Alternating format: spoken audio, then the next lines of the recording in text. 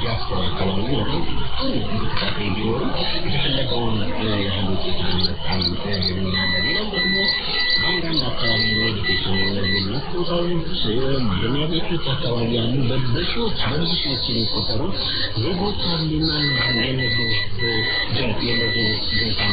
መቀበል ለምንድን ነው ያስፈልጋል? ምክንያቱም እነዚህ ሰዎች በሆነ ጊዜ ሜዲቴሽን ወይም ደግሞ ሁለት ቦታ ሰዎች ይመጣሉ፣ ማረሚያ ይፈታሉ፣ ውጭ የሚኖሩ ሰዎች ይመጣሉና የኔ አጀንዳ የኔ የወከልኩት ወይም ደግሞ ያግልኝ ያልኩት አጀንዳ የለም የሚል መከራከሪያ ቢያነሱ ኮሚሽኑ ምንድን ነው መልስ የሚለው የአድማጮች የሚሆን ጥያቄ ማቶች ትልቅ ጥያቄ ነው። እንግዲህ የሀገራዊ ምክክር ኮሚሽኑ እነዚህ ቅድም የተዘረዘሩ አካላትን ለማዋየት ለማነጋገር ከፍተኛ ጥረት አድርጓል። አንዳንዶቹን ከሁለት ሶስት ጊዜ በላይ ለማነጋገር ከፍተኛ ስራ ተሰርቷል። በተጨባጭም አዋዮች ለምሳሌ ከምሁራን ጋር ከከፍተኛ ትምህርት ተቋማት ምሁራንን ጨምሮ የተለያዩ ሊቃን ጋር በተለያዩ መድረኮች ተገናኝቶ ሀሳቦቻቸውን ወስዷል። ሀሳቦችን ምክር ሀሳብም ጭምር ወስዷል። የልዩነት ምንጭ የሆኑ እንትኖችንም አይደንቲፋይ ለማድረግ ለመለየት ጥረት አድርጓል። በአጀንዳ መልክም ከነዚህ አካላት ተቀብሏል። እንግዲህ ለምሳሌ የቅርቡን እንኳን ምሳሌ ለመስጠት በፌዴራል ደረጃ የተካሄደ ባለድርሻ አካላት የውይይት መድረክ ላይ የፖለቲካ ፓርቲዎችን ጨምሮ የተለያዩ የሀሳብ መሪዎችን ለማነጋገር ለማዋየት ጥረት ተደርጓል። በአይነቱም በስኮፕም በይዘትም ጥሩ ውጤት የተገኘበት አንዱ ከሁሉም ስራዎቻችን ብለን እንወስዳለን። ፌዴራል ሌሎቹ በጣም በርካታ ውጤቶች ጥሩ ውጤቶች ተገኝተዋል። ምክንያቱም ሊቃኑ ጫፍ ላይ የምናገኛቸው ከታች ግራስሩት ሌቭል ቀደም እንዳልኩ አዋይተን ማህበረሰቦችን አጀንዳ ተቀብለን መጥተናል። እነዚህ ሊቃን ደግሞ የሚባሉት ወይም ደግሞ ያሳመሩትን ደግሞ ላይ ያገኘናቸው እና ከእነሱ በርካታ አጀንዳዎችን አግኝተናል። በስፋት አላነጋገራቸውም፣ አላዋያቸውም ሌላ ጥያቄ ነው። ነገር ግን አዋይተን አብዛኞቹን አንድ ለሶስት ላይ አግኝተናቸው ይህ ማዋያት ስራው እንዳልኩ ቅድም ተጠምቶ ቀጥሏል። ባለፉት 3 ዓመታት በቅርብ ጊዜም ያህል ምሳሌ ለማንሳት የሚካፈለ ሃይማኖት ተቋማት ጋር ከፖለቲካ ፓርቲዎች ጋር ከተለያዩ ሚዛኖች ጋር ውይይት ለማድረግ ተደርጎ ጥሩ ነገር ተገኝቷል። አዋይተን አነጋገር ከወጣት ሴቶች አካባቢዎች ተመሳሳይ ሽመስሎች ፖለቲካ በክልል ደረጃ ወርደን ማለት ነው። አሁን በክልሎች ለማዋየት ለማነጋገር ይህንን ሲነገር ምንድነው አሁንም ያልተካፈሉ ያላገኘናቸውን አካላት ታሳቢ አድርገን እንሰራለን የሚለው ላይ ለማስገንዘብ ጊዜ መሄድ ማለት ነው። ምክንያቱም ቅድም እንዳልኩ ለምሳሌ በማማረግ ቤቶች በተለያዩ ወደፊት ሲግኒፊካንት ግን ተጽዕኖ ያሳድራሉ የምናስተዋለው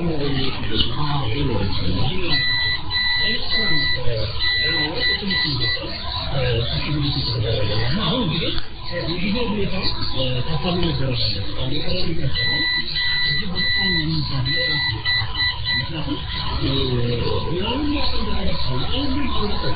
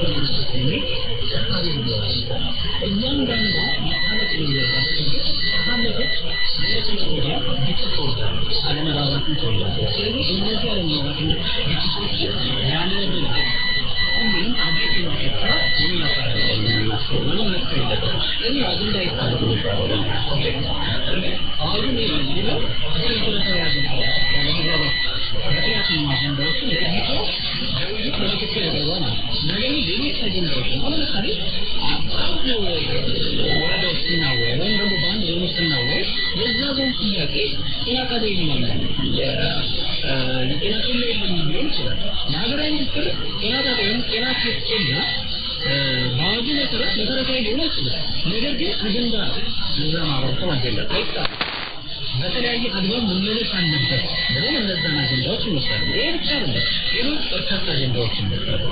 እነዚህ አጀንዳዎች ዞሮ ሀገራዊና ብሔራዊ ጥቅሞቻችንን ወደ ከማስጠበቅ አንጻር እንደ አንድ ምሰሶ የሚያገለግሉ ማለት ነው። በተናቸው ቁጥር ግን ችግር እየፈጠሩ ነው የሚሄዱት። ለዚህ ነው ሀገራዊ መግባባት በደረስን ቁጥር ሀገራዊ ጥቅሞቻችንን እናስጠብቃለን። ኢትዮጵያ በሌሎች ሀገሮች ታፍራ ተከብራ ትኖራለች የሚለውን ነገር በዚሁ እንመለሳለን የምንለው ማለት ነው። ይህንን ማሰብ ይኖርብናል ብዬ ነው የማስበው። ከብሔራዊ ጥቅሞቻችን አንጻር የሚነሱ አጀንዳዎች የኢትዮጵያን ሉዓላዊነት የሚነኩ መሆን የለባቸውም፣ የኢትዮጵያን የግዛታዊ አንድነት መንካት የለባቸው የሚለውን አንድ ትልቅ ቁም ነገር ነው። ምክንያቱም ሁሉም አጀንዳዎች የምንወያየው፣ የምንከራከረው፣ የምንመሰረተው በአንድ ሉዓላዊ ሀገር ውስጥ ሆነ። ስለዚህ እነዚህ ጥቅሞቻችንን የማይነኩ ነገር ግን የገባንበትን ውስብስብ ችግር ቀጥል እንዳልኩ በረጅም ጊዜ የተወለዱ የመጡ ችግሮች አሁን በመገንዘባለን የሚመጡ ችግሮችን የመፍታት ባለድርሻ አካላትን በማስተባበር የመፍታት ደግሞ ትልቅ ኃላፊነት ኃላፊነት ነው እያከናወነ ያለ ነው ማለት ነው። ይሄ ግን ቅድም ለማለት እንደሞከርኩት አሁንም ደጋግሜ የምናገረው የሁሉም ባለድርሻ አካላት ግን አስተዋጽኦ ያስፈልገዋል ብዬ ነው የማስበው። ሌላው ባህላዊ የግጭት አፈታት ዘዴ የምንለው እንደ በአጀንዳ መያዝ አለበት የሚሉ በርካታ ወገኖች አሉ። ብዙ ሽማግሌዎች አሉ።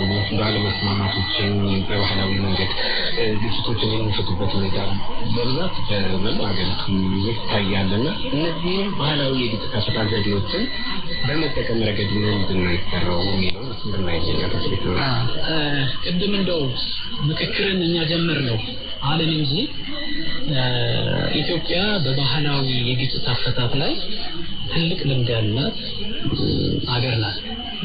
በሁሉም ብሔር ብሔረሰቦች ሄደን ብናይ ግጭት ሲፈጠር በባህላዊ አግባብ ይፈታል። ብዙ ጊዜ እንደውኛ ሳይንሱ በሀገር አቀፍ ደረጃ አዲስ ነው ብለን የምናገር እንጂ ግጭቶችን ከመፍታት አንጻር በባህላዊ መንገዶች በርካታ ልምዶች ያላት ሀገር ናት። እኛ እንግዲህ ያንን በባህላዊ መንገድ ግጭትን የመፍታት ትሬንድ ልምዶችን ወስደናል ወይስ አልወሰድንም የሚለው ጥያቄ ሊሆን የሚችለው እንጂ ግጭቶችን በባህላዊ መንገድ የመፍታት አዲስ አይደለም ብለን ነው የምንወስደው። ምክንያቱም እኛ ከመምጣታችንም በፊት አለመግባባቶችን ሲፈቱ ነበረ። ለምሳሌ ከዚህ በፊት በደቡብ ኢትዮጵያ በነበረን የአጀንዳ ማሰባሰብ የምክክር መድረክ ላይ የጌዶ አባቶችን በምክክር ሂደት ላይ ጋብዘን ነበር። ልምዳቸውን ሲያካፍሉ ነበር። የጌዶ አባቶች አንድ መድረክ ላይ ከቆሙ ግጭት የመፍታት አቅማቸው ከፍተኛ ነው። በባህላዊ መንገድ የለም። አባገዳ በኦሮሚያ ውስጥ፣ በአማራ ክልልም እንደዛ፣ በሶማሌ ክልል፣ በአፋር ክልል ያሉ ልምዶች በጣም ብዙ ናቸው ግጭትን ከመፍታት አንጻር ማለት ነው። እነዚህም ግን አምጥቶ ደግሞ ከሀገራዊ ምክክር ሂደቱ ጋር የማቆራኘት ስራ የኛ ስራ ነው። በባህላዊ መንገድ ግጭትን የመፍታት ነገርን በምክክሩ ሂደት ላይ አስተዋጽኦአቸው ምን ይሆናል የሚለውን በስፋት ያዘናቸው ወደፊት እውነት ለመናገር በባህላዊ ምክክር ሂደት ላይ የምናደርጋቸው ስራዎች እንደተጠበቁ ሆኖ ደግሞ እነዚህን አካላት በባህላዊ መንገድ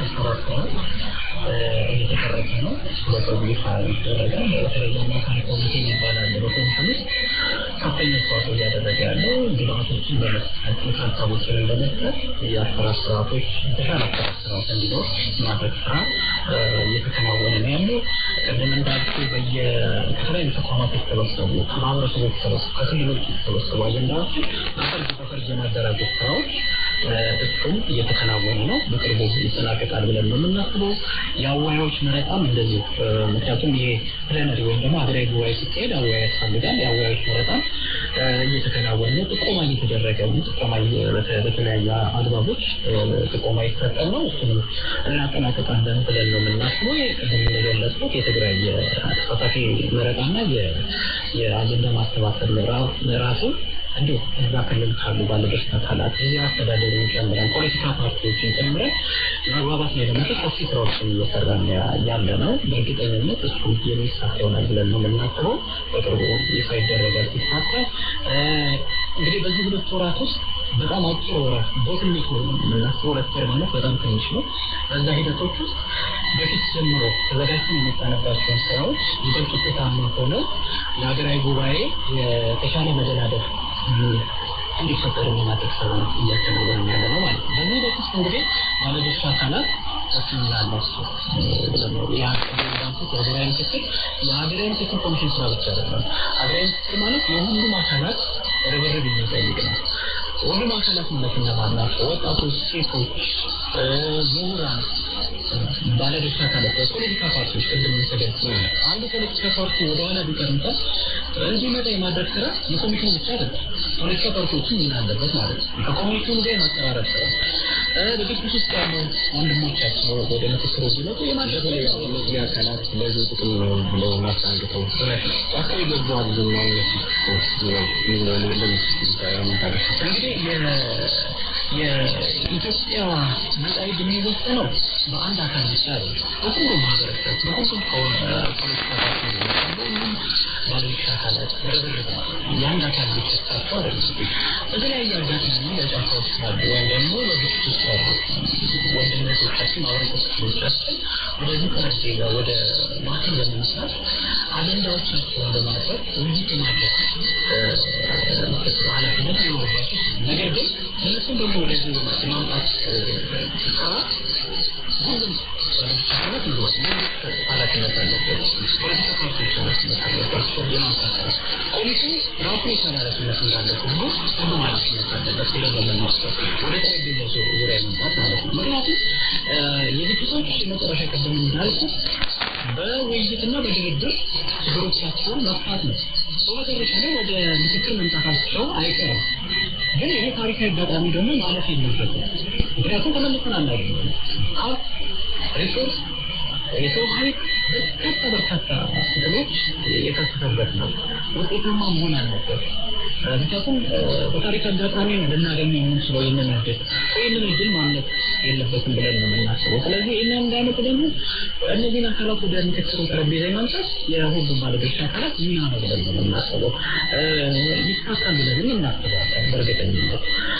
ወደፊት ደግሞ ያሉብንን ሰፋፊ አሳይመንቶችን ወይም ደግሞ ኃላፊነቶችን ለመወጣት ኮሚሽኑ ከመቼው በበለጠ በጥንካሬ ወይም ደግሞ በትጋት እየሰራ ነው የሚገኘው ከልብሎ ነው የሚገኘው በጣም አመሰግናለሁ ክቡራትና ክቡራን አድማጮቻችን የዛሬው ስለነገ ነው የኢትዮጵያ ሀገራዊ ምክክር ኮሚሽን ለሶስት የመንፈቅ ተግባራትን አከናወነ በቀሩት 2 ወራት ውስጥ ምን አይነት ስራዎች ይሰራሉ እንግዲህ ወደ መሰረታዊ መሰረት ላይ የደረሰበት አጋጣሚ ያለው ሁሉም ባለድርሻ አካላት ተረባርበው ምክክሩ የተሳካ እንዲሆን ማድረግ ይጠበቅብናል ሀገራዊ ምክክሩ የተሳካ እንዲሆን ሁሉም ከኮሚሽኑ ባሻገር ሁሉም ኢትዮጵያውያን እጅና ጓንት ሆነን ልንሰራ ይገባል። ይህንን ታሪካዊ እድል በፍጹም ሊያመልጠን ልንለው አይገባም መልእክታችን ነው። ክቡራን አድማጮቻችን እንግዲህ ስለተሳተፋችሁ ስለደወላችሁ ከልብ እናመሰግናለን። የዛሬው እንግዳችን አቶ ሱልጣን ነገረየው የኢትዮጵያ ሀገራዊ ምክክር ኮሚሽን የፌዴሬሽንነት አጋርነት ስልጣን እዚህ ስቱዲዮ በመገኘት ከአድማጮች እንደሚገኛለን ሰፊ ሀሳቦችን እና ቶችን ስለሰጡ በኢትዮጵያ ሬዲዮና በአድማጮቻችን ከልብ እናመሰግናለን። ስለነገ ፕሮግራምን ከልብ እናመሰግናለን። በተሽን ከልብ እናመሰግናለን። ክቡራትና ክቡራን